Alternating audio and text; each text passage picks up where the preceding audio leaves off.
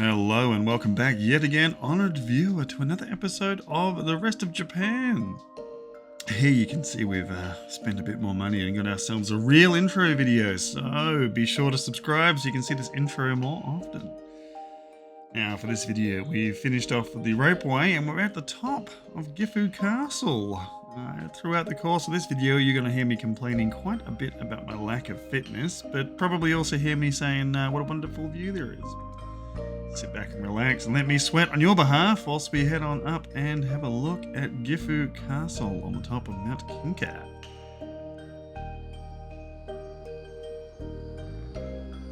Okay. It's the part where everyone gets to listen to me be woefully unfit for walking up a few stairs. But check out Gifu Castle all the same. Saving grace is it's kind of early in the morning and it's not as hot as it has been the last 2 weeks, but it doesn't change my fitness levels, does it? Of course there's a water station of sorts. Hopefully the little sounds of nature are going to come through nicely. You can hear birds and cicadas and stuff. So unfit.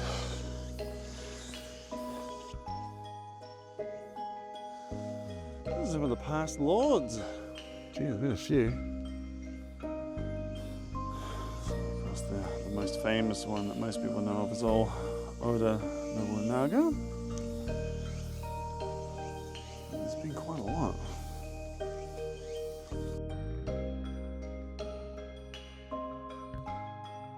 Gifu Castle, perched atop Mount Kinka, boasts a rich history dating back to the 13th century. It was originally built by Nikaido Uemasa. The castle served as a strategic military base. In the 15th century, the Saito clan, particularly Saito Dosan, significantly expanded on it, making it a formidable stronghold. However, the most famous lord associated with Gifu Castle is, of course, our hero Oda Nobunaga. He took over in 1567 and transformed it into a key base during his campaigns to unify Japan. While the original castle was destroyed in the early 17th century, a wooden replica has been built. Now, that was built in 1910, and it stands as a testament to the castle's enduring legacy and its role in shaping Japan's feudal past. Of course, I sped this footage up. I can by no means climb up these steps at this kind of speed. At least not without being horribly out of breath and probably drenched with sweat. It's worth noting that if you are going to go check out Gifu Castle, there are a lot of steps. So do be aware of that little fact, and if you go there in summer, like we did, be prepared to be quite sweaty. It's quite a nice little view from this little spot, sort of a rest area of sorts. Get a good view of Gifu Castle in the background, and of course a little sign reminding you that you still have just a little ways to go to get to the very top. It was a nice little rest area though. It was shady, there were seats, a little drinking fountain, and a couple of little shrines, if you will, that you can pray in. In my case, probably pray for fitness to get to the top of this castle in one piece. I'll be honest with you, honoured viewer, I had to pause it for a minute so I could take a nice deep breath so you didn't hear just how truly unfit I am.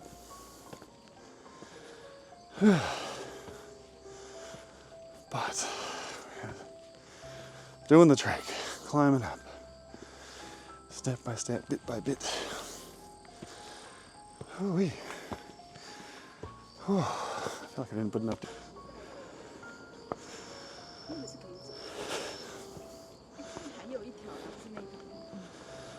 In case you're wondering, honoured viewer, as to why I just filmed my feet, a tourist group came by, and can't say I'm a huge fan of filming people that I don't have to, so I didn't.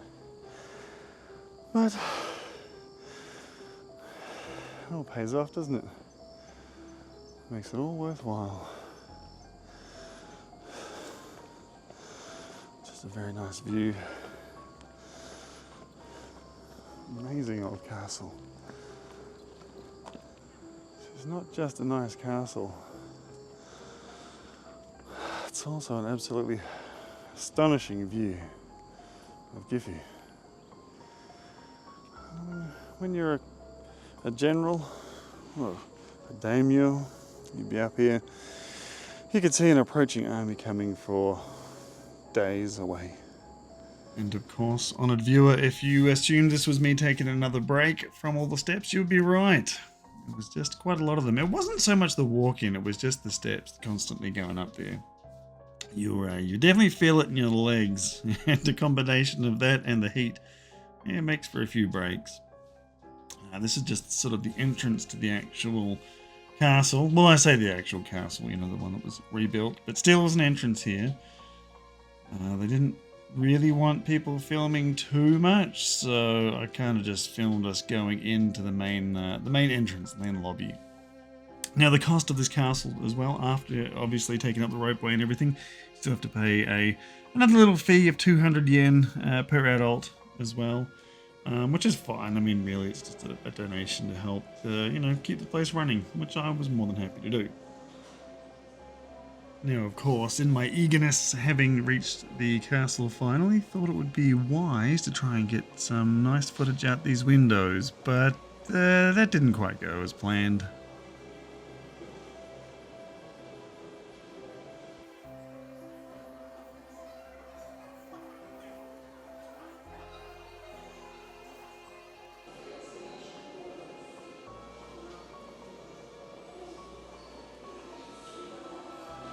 So yes, honoured viewer, that didn't quite go as I had anticipated, but that's alright. So the inside of the castle, I suppose you could call it more of a museum of sorts. It kind of shows the history of the castle, and there's some nice little images of it too.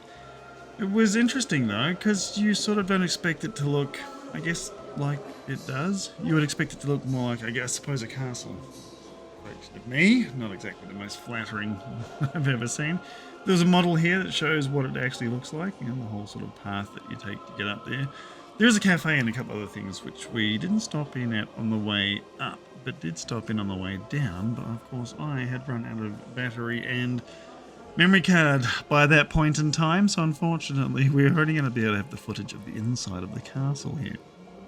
Of course, you're greeted by the man himself, Oda Nobunaga. He's, you know, quite happily sitting there watching you as you enter.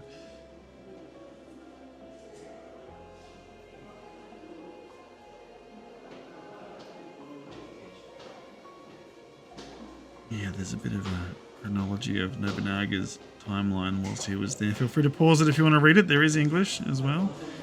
And of course, as I had promised you before, a better view. Once you get to the very top of Gifu Castle, you climb up a few stories and you get to look out upon the entirety of the area.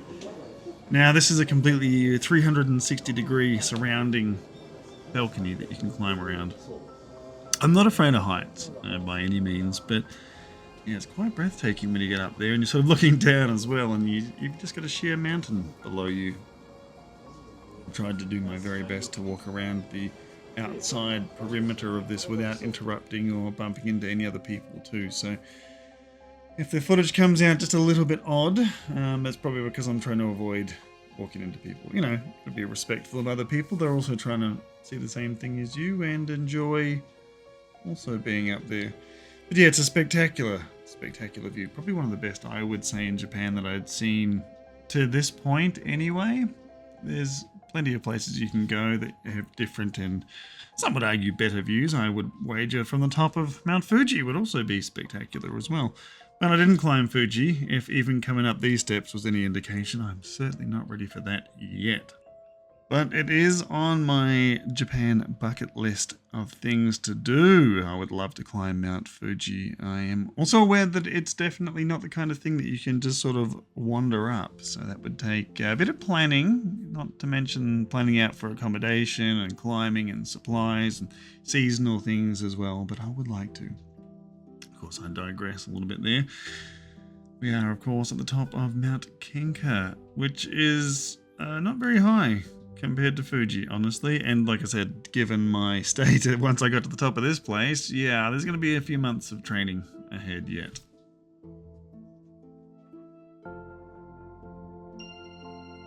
I'll say that taking in the view once I got to the very top was completely worth it. I don't really think that there's much that can really compare to this that I have seen so far. I like being able to see the sun rays peeking through the clouds in the distance. It's also interesting that as you sort of pan around, you get to see some of the smaller outskirt towns and villages, I suppose. But yeah, it's definitely a very interesting view. One thing that I always found very amazing too is that you can see all these buildings and things, and it's sort of built in the flat, and then when you get to the hills and mountains, it just kind of stops. Like, there's not houses built up on all of the hills and mountains, they're just there. It was a breathtaking view, I must say. Absolutely worth a trip up if you can make it up there.